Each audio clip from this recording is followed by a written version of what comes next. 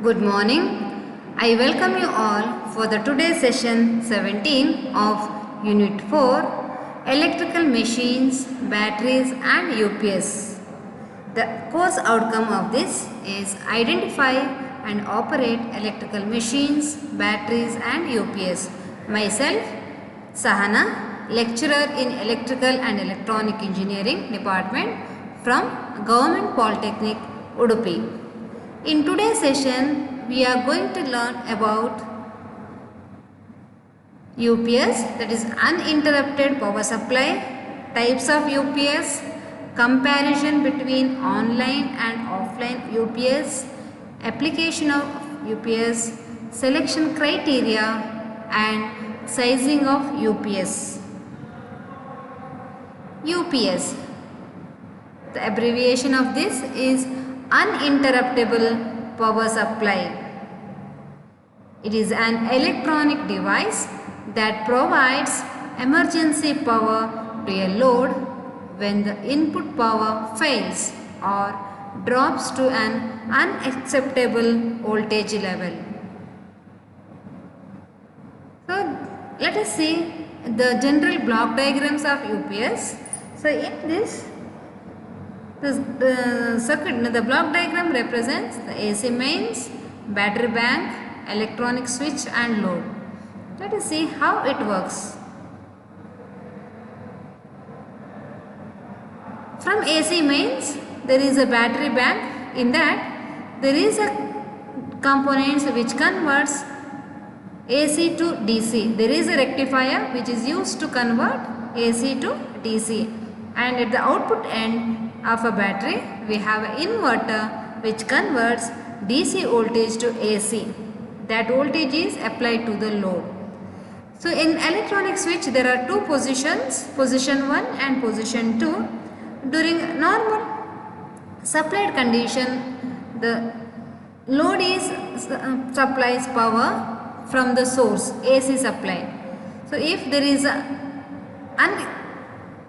the voltage fails, then position in the electronic switch will automatically change over to position 2. Then the battery will supply the energy to the load. Okay, let us go through the next one. So in this UPS, it consists of two power sources. First one is a primary power source, is always AC mains, and secondary power source is a bank of batteries. So in this UPS there are two types, online UPS and offline UPS. So let us go through in details how online UPS works. Just go through the block diagrams. Here utility is from the main AC supply. There is a surge suppressor, there is a transfer switch, battery. So how it works? In online UPS, the load will get power energy directly through the battery. That is the main conditions. So in this, from the AC source, the supply is flows to the battery through the rectifier circuit, that is a battery charger, where AC power is converted to DC voltage. That energy is stored in battery, and at the output end there is an inverter which converts DC voltage to AC voltage. So there is a transfer switch. It is always connected to the battery. So energy is given through the battery. The load will get the energy through the battery. Okay, in this UPS, battery is used as a primary power source and AC mains is used as a secondary power source. So in offline UPS, just go see the figure. The all the components are same, but the position of transfer switch is different. So in this offline UPS, the load will get the source energy from the AC supply during the normal condition, during the availability of the source. If the failure of source AC supply, AC mains, then it goes change over to battery. So working principle of circuit is same. So here the battery will get the energy from the source, where AC supply is converted to DC voltage. Then at the end the inverter will convert DC voltage to AC voltage. So there is a transfer switch always connected to the AC mains. So during the failure of AC supply, the transfer switch will change over to battery. Then load will get the energy through the battery. So in this UPS, AC mains is used as primary power source and battery is used as secondary power source. So that is the main difference between online and offline. In online, the battery will continuously supply the energy to the load, but in offline UPS, AC mains will supply the energy to the load during normal condition, but when the supply failures, then only the battery will supply the energy to the load. So let's go through the comparisons between online and offline UPS. So in online UPS, it supplies a AC power through rectifier and inverter combination circuit in case of power availability as well as in power shortage. Offline UPS, it supplies the AC mains power directly to the load in case of power availability, and whenever there is a power shortage, it supplies the power to load through the backup battery. Second comparison is in online UPS, heat dissipation is more in comparison to offline UPS because it is on continuously. In offline, heat dissipation is low because it is switched on only in case of power failure. Third one, in online UPS, it requires more components and thus it is complex to design because the battery is continuously in on positions, so the component required is more and it is complex. But in offline UPS, it requires less components and thus simpler in design. Fourth one, in online UPS is immune to external distortions such as surges, spikes and power failures. But in offline UPS, it is not immune to external distortions. Fifth one, in online UPS, cost in comparison to offline UPS. It is very costly. Offline UPS, it is less costly than online UPS. Sixth one, online UPS, it is less reliable because it is in on state always. Outage and thus its efficiency is less. But in case of offline UPS, it is more reliable because it is in on state only during the power failure and thus its efficiency is more. In online UPS, it is used in medical telecommunication equipments, etc. But offline UPS, it is used in computers, PCs and on domestic purpose in home.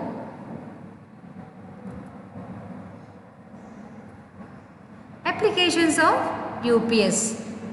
It is used in hospitals and medical centers. It is used in military operations. It is used in computer backup. It is used in space centers and research centers. It is used in backup in homes, colleges, offices, commercial buildings, etc. It is used in server farms and web hosting sites along with the phone companies. Selection criteria of UPS. During the selection of UPS, we must go through the following details. Its output power capacity, how long it is used, that is a battery's life, how expensive it is, the cost wise, and what are the additional features it has. Then what are the advanced safety features required in the systems. The clarity of the output voltage, how much voltage we require as the output. So these are the 6 main factors which comes under selection criteria. Sizing of UPS. What are the steps to follow during sizing of the UPS? Before purchasing any UPS, you must know what is the load conditions. So there are different steps. Let's go through in details. First one, list all equipments to be protected by the UPS. You must know what are the equipments to be protected by these UPS. Second one, list the amps and volts for each device. Each and every components or equipments has its own power ratings, its own voltage and current ratings.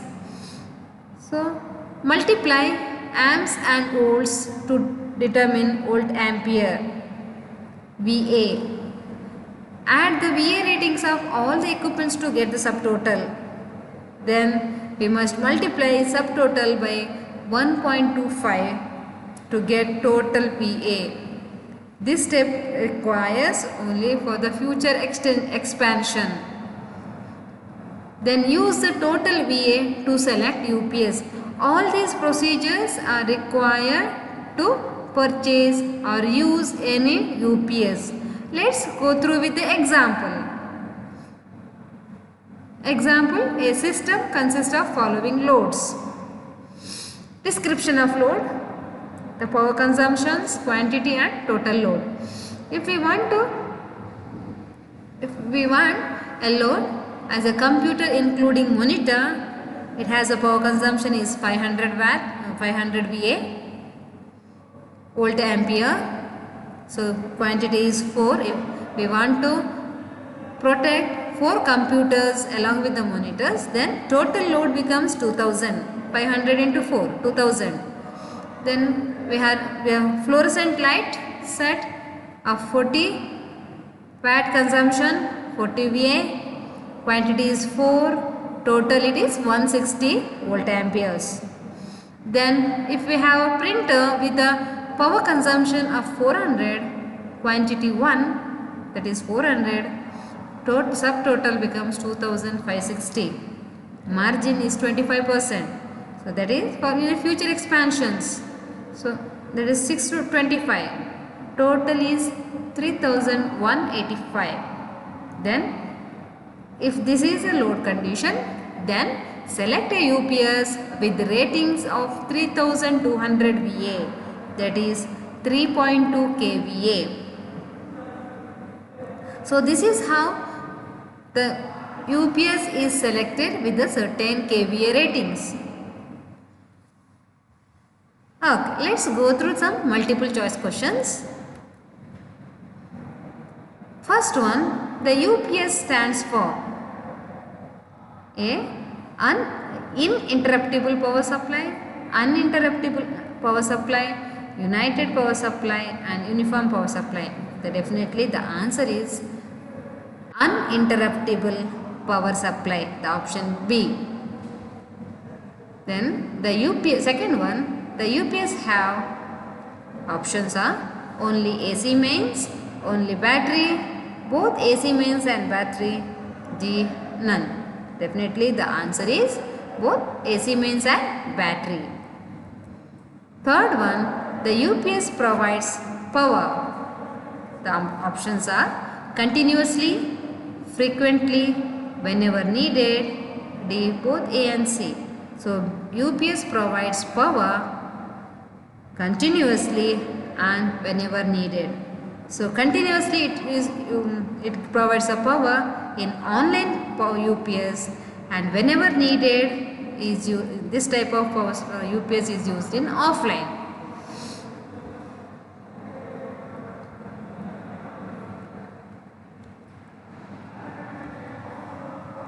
Fourth one, in online UPS, the primary and secondary power sources are respectively in online UPS. So the options are AC mains and battery, B, battery and AC mains, C, battery and battery, D, AC mains and AC mains.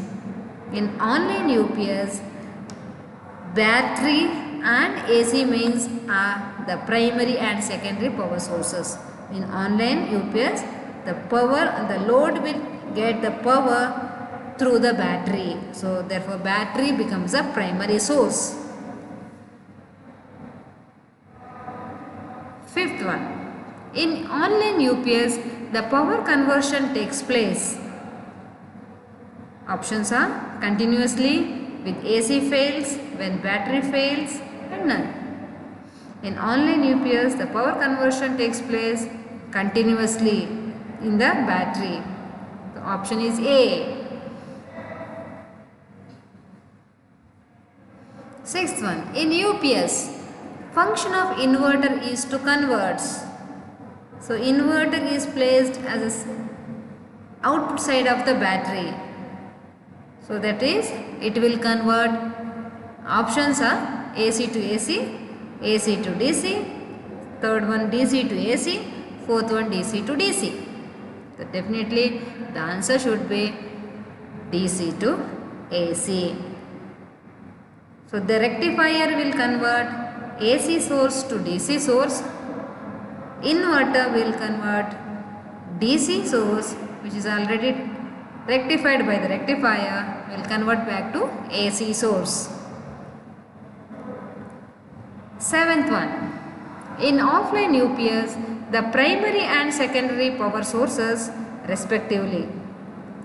Options are AC mains and battery, battery and AC mains, battery and battery, fourth one AC mains and AC mains. The options are, it should be always AC mains and battery. Option A, because in offline UPS, the load will get energy from the AC mains. During the failure of power supply, then only the battery will provide the energy to the load. Eighth one, heat dissipations and operating temperature in online UPS is dash compared to offline UPS. So here we are discussing with the comparisons of online and offline. So options are high, low, moderate and none.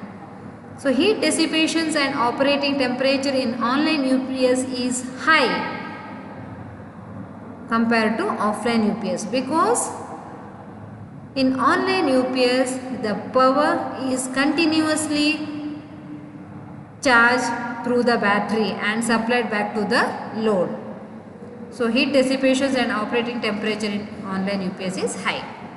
Next one, ninth one, reliability of online UPS is dash compared to offline UPS. Reliability of online UPS. Options are high, low, equal and none. The option is low, because of the continuous usage, heat dissipations, high heating temperature, the reliability of online UPS goes on decreases. Therefore low. The 10th one, circuit design of online UPS is dash than offline UPS.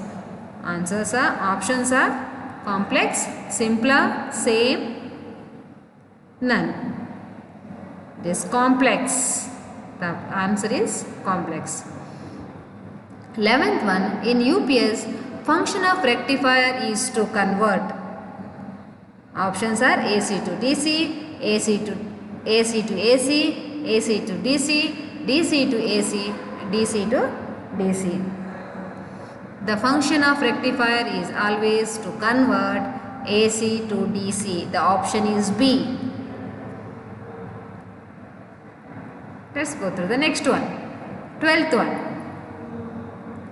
Efficiency of online UPS is dash compared to offline UPS. Options are high, low, equal and none. Definitely the efficiency should be less. B. Low, because of the complex design and heat dissipations, high heating temperature, operating temperatures. The lifespan of the battery will reduces. Therefore efficiency is also goes on decreases, less. 13th one. Rating of UPS is mentioned in watt, VA, volts and none. So ratings of UPS is always mentioned in volt amperes, VA ratings, B option. 14th one. EMI stands for. So EMI in electrical terminology stands for. Options are electromagnetic interference, B electromechanical interference, C electromagneto interest, D none. So in electrical terminology EMI stands for electromagnetic interference, option A. So these are some of the multiple choice questions from the chapter UPS. So thank you. So LMS e-content team members for fundamentals of electrical and electronic engineering are chairperson, that is Srimati D. Aruna, SJ Government Polytechnic Bengaluru, moderator Shri Wazid Ahmad, Government Polytechnic Imadihalli Bengaluru, subject expert Shri Manjunath, Government Polytechnic Nagamangala, e-content developer 1 Shri Praveen G, Government Polytechnic Athani, e-content developer 2 Srimati Sahana, that is myself, from Government Polytechnic Udupi. Thank you.